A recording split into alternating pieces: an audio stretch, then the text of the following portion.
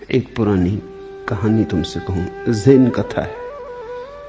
एक ज़ेन सदगुरु के बगीचे में कद्दू लगे थे। सुबह सुबह गुरु बाहर आया तो देखा कद्दुओं में बड़ा झगड़ा और विवाद मचा है।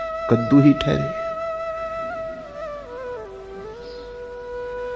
उसने कहा, अरे कद्दू, ये क्या कर रहे हो? आपस में लड़ते हो?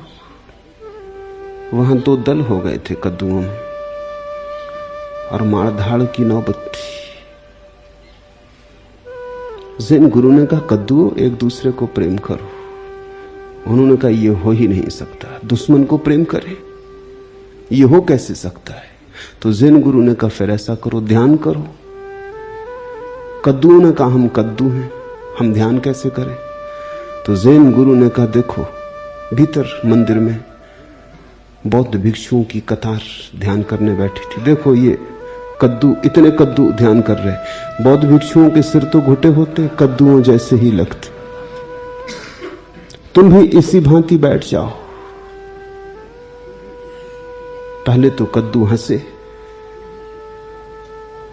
लेकिन सोचा गुरु ने कभी कहा भी नहीं, मान ही लें, थोड़ी देर बैठ जाएं। जैसा गुरु ने कहा वैसे ही बैठ गए, सिद्धासन में पैर मोड़कर, आंखें बंद करके, रीढ़ सीधी करके। ऐसे बैठने से थोड़ी देर में शांत होने लगे।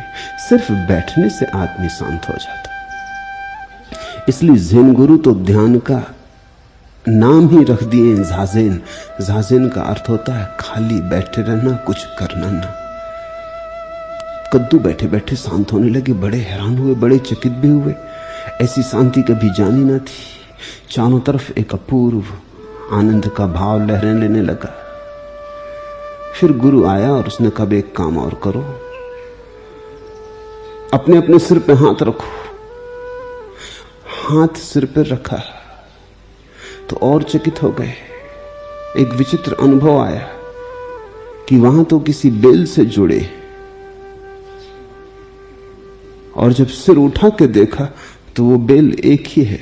वहां दो बेलें ना थी, एक ही बेल में लगे सब कद्दू थे। कद्दू ने कहा, हम भी कैसे मूर्ख, हम तो एक ही के हिस्से, हम तो सब एक ही हैं, एक ही रस बहता हमसे, और हम लड़ते थे। तो गुरु ने कहा, आप प्रेम करो।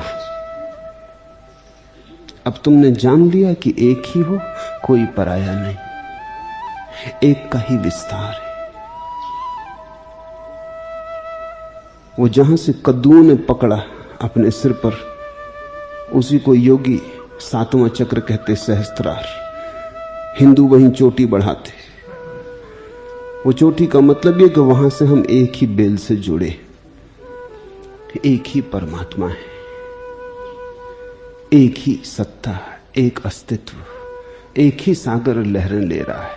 वो जो पास में तुम्हारे लहर दिखाई पड़ती है, भिन्न नहीं, अभिन्न है, तुमसे अलग नहीं, गहरे में तुमसे जुड़ी है। सारी लहरें संयुक्त है। तुमने कभी एक बात ख्याल की?